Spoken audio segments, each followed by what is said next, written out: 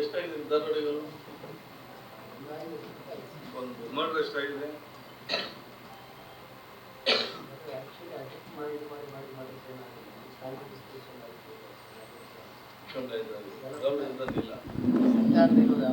ಎಷ್ಟು ಜನ out of ಇದು ಕಳಿಸಿದ್ರಿ? ಗಡಿಪಾರ್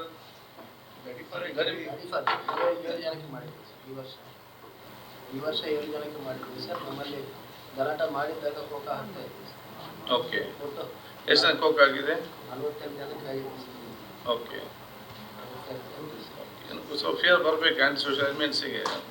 ಅವತ್ತು ಸಂದೀಪ್ ಪಾಟೀಲ್ ಇದ್ದಾಗ ಅವ್ರಿಗೆ ಶಾಲೆ ಶೂಟೇ ಮಾಡ್ತಿದ್ರು. ಮೇ ಬಿ ಔಟ್ ಆಫ್ ಇದು ಏನು ರೂಲ್ಸ್ ಅಂದರೆ ವಿ ಕ್ಯಾನ್ ಅಂಡರ್ಸ್ಟ್ಯಾಂಡ್.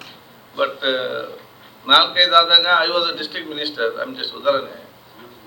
ಯಾರು ಸ್ವಲ್ಪ ಹೆಚ್ಚಿ ರೌಡಿಸಮ್ ಡಕೆಲ್ಲ ಮಾಡಿದರೆ ನೇರವಾಗಿ shoot for the leg or hand.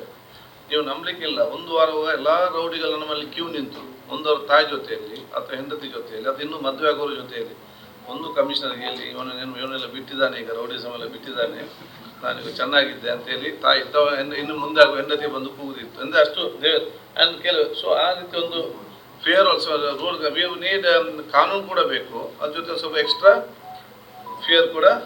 It may be ನಮ್ಮ ಕೆಲವೊಂದು ರೂಲ್ಸಲ್ಲಿ not open to tell also, I can understand. But ಒಂದು ಅಡಿಷನಲ್ ವಿ ನೀಡ್ ಸಮಥಿಂಗ್, ಒಂದು ಫಿಯರ್ ಇಸ್ ದೇರ್ ಹೆಂಗಮ್ this anti social elements and this. ಇವರು ಕೂಡ ಈ ಕಳ್ಳತನ ಯಾರು ಮಾಡ್ತಾರೆ ಇದರಲ್ಲಿ ಕೋಟೆಕಾರಲ್ಲಿ ಆದಾಗ ಅದೇ ಶೂಟಾಟ ಇತ್ತು.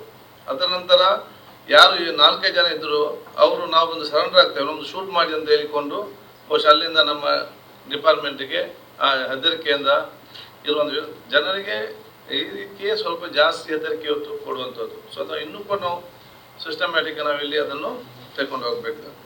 ಈಗ ಹೆಲ್ತ್ ಏನಿದೆ, ಹೆಲ್ತ್